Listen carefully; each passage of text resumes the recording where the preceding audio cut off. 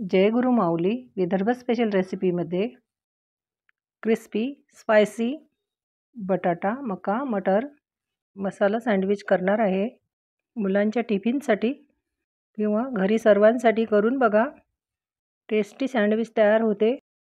Sandwich करण्यासाठी 1 वाटी ताजे मटार 3 ते 4 मिनिट लो फ्लेमवर उकडून घेतले.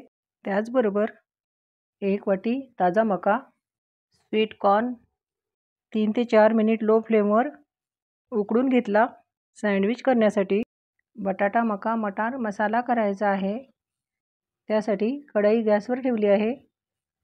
त्यामध्ये 1 चमचा तेल गरम झालं. मोहरी, जिरं, 2 बारीक कापलेले कांदे, 4 बारीक कापलेली हिरवी मिरची हे तेलावर परतून घेते.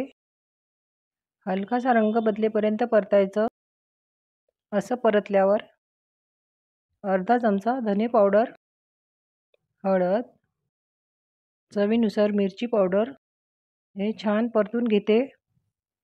गॅसची फ्लेम लो ठेवायची. 2 मिनिट परतून घ्यायचं. 2 मिनिटानंतर उकडलेले ताजे मटार, 1 वाटी उकळून घेतलेला ताजा मका, स्वीट कॉर्न परतून घेते. उकडलेला साल काढलेला बटाटा, मी 5 बटाटे कट करून घेतले. बटाटे मसाल्यामध्ये मिक्स करून 2 मिनिट परतून घ्यायचे आहे. चवीनुसार मीठ. खूप टेस्टी सँडविच बनतात. मॅशरने हे सर्व मॅश करून घ्यायचं. गॅसची फ्लेम लो ठेवायची. बटाटे मका मटर मॅश केल्यावर यामध्ये 1 चमचा गरम मसाला, बारीक कापलेली कोथिंबीर मिक्स करून घेते. 1 मिनिट परतून घेते. असं परतून घेतल्यावर अर्धा लिंबूचा रस मिक्स करते. गॅसची फ्लेम बंद. सँडविचसाठी स्टफिंग तयार आहे. टेस्ट करून बघायचं. मीठ कमी असेल तर थोडं मीठ टाका. हे थंड होईपर्यंत एक चटणी करायची आहे. 1 वाटी ताजी कोथिंबीर धुवून कापून घेतली. धुवून घेतलेला अर्धी वाटी पुदिना, 2 लसूण कड्या, अद्रक, 4-5 हिरवी मिरची, 2 लहान चमचे फुटाणे, डालवा घेतला तरी चालेल, चवीनुसार मीठ, पाव चमचा साखर, अर्धा लिंबूचा रस, 2 चमचे पाणी हे मिक्सरमध्ये फिरवून घ्यायचं. याची चटणी करून घ्यायची. लागेल तसं आणखी एखादा चमचा पाणी टाकायचं. अशी घट्टसर चटणी करायची आहे. यापेक्षा जास्त पाणी टाकायचं नाही. सँडविच करण्यासाठी 4 ब्रेड घेतले. 4ही ब्रेडला बटर लावायचं. 4ही ब्रेडला बटर लावल्यावर 2 ब्रेडला ही हिरवी चटणी 4ही बाजूला एकसारखी लावून घ्यायची आणि 2 ब्रेडला टोमॅटो केचप लावायचे. 2 ब्रेडला टोमॅटो केचप लावून झाल्यावर यावर हे स्टफिंग लावायचे. तुमच्या आवडीनुसार कमी किंवा जास्त लावायचे.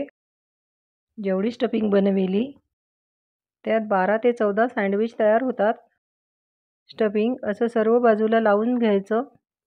यावर तुम्हाला चीज टाकायचे असेल तर टाकू शकता.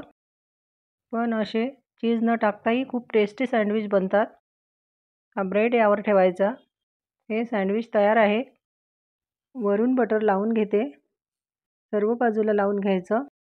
सँडविच भाजण्यासाठी सँडविच मेकरचा वापर करणार आहे. लो फ्लेमवर थोडं गरम करून घेतल्यावर सुरुवातीला थोडं बटर लावून घ्यायचं. सँडविच यामध्ये ठेवताना बटर लावलेली बाजू खाली करायची आणि वरून ब्रेडला बटर लावायचं.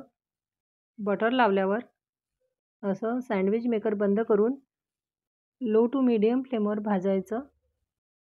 अर्ध्या मिनिटांनी असं पलटायचं आहे. यामध्ये एकसारखं सँडविच भाजलं जाते. अधूनमधून उघडून बघा. नाही तर लक्षात येत नाही. सँडविच करपू शकतं. 2 ते 3 मिनिटात सँडविच भाजला जाते.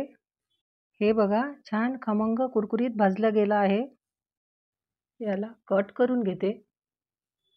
मस्त कुरकुरीत सँडविच तयार आहे.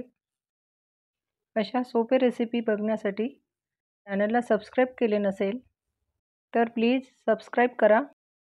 बेल आयकॉन प्रेस करा. नवीन रेसिपीची नोटिफिकेशन तुम्हाला मिळेल. लाईक करा. रेसिपी शेअर करा. सँडविच मेकर नसेल तर तव्यावर पण छान सँडविच तयार होतात. लो फ्लेमवर तवा थोडा गरम करून घेतला. यावर बटर लावलेलं सँडविच लो फ्लेमवर 2 मिनिट होऊ द्यायचं.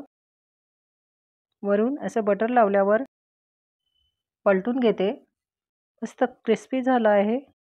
दुसऱ्या बाजूला पण असंच क्रिस्पी होईपर्यंत भाजायचं. असा दाब देऊन देऊन भाजायचं.